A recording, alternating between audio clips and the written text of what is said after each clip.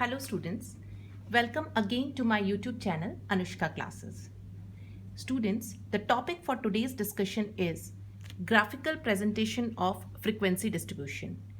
In this particular video, I'll be covering histogram and frequency polygon, and the next two concepts I'll be covering in my next video. Students, मेरे last videos में मैंने frequency distribution क्या होता है, types of frequency distribution, ये सब मैंने समझाया था अपने लास्ट वीडियो में. अब हम इनका ग्राफिकल प्रेजेंटेशन के बारे में बात करेंगे. सबसे पहले हिस्टोग्राम एक बहुत ही इंपॉर्टेंट कॉन्सेप्ट है और ये बहुत ही बेसिक कॉन्सेप्ट है जो आपको आना बहुत ज़रूरी है कि हिस्टोग्राम बनता कैसे है.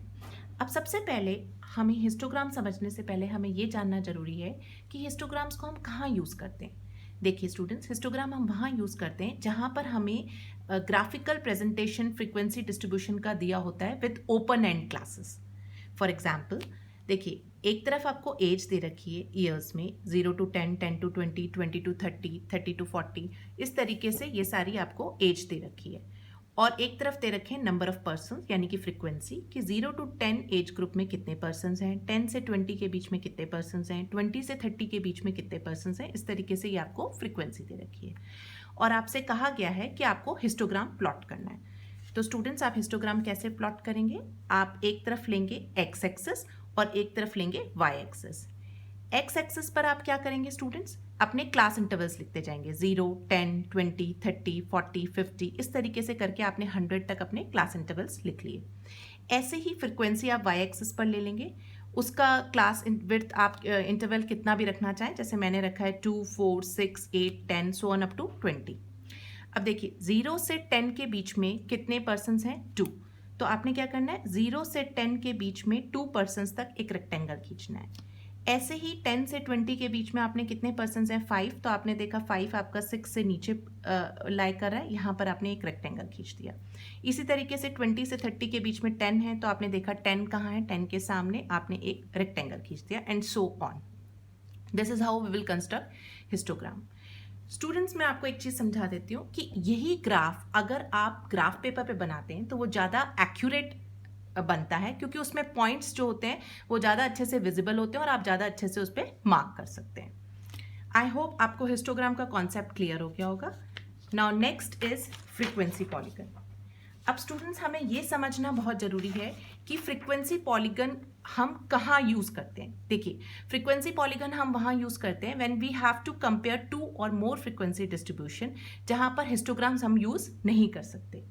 अब देखिए, जैसे यहाँ पर भी आपको क्लास इंटरवल दे रखा है 0 to 10, 10 to 20, 20 to 30, इस तरीके से क्लास इंटरवल दे रखा है और आपको फ्रीक्वेंसी दे रखी है 0 to 10 मार्क्स की.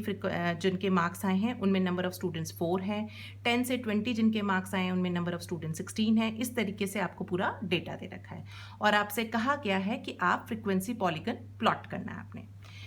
अब स्टूडेंट्स, मैं आपको समझा देती हूँ. फ्रीक्वेंसी पॉलीगन का 3 स्टेप होता है. सबसे पहले तो ये होता है कि आप हिस्टोग्राम बनाएंगे, जो कि मैंने आपको बताया कैसे आप बनाओगे. सेकेंड, आप क्या करोगे?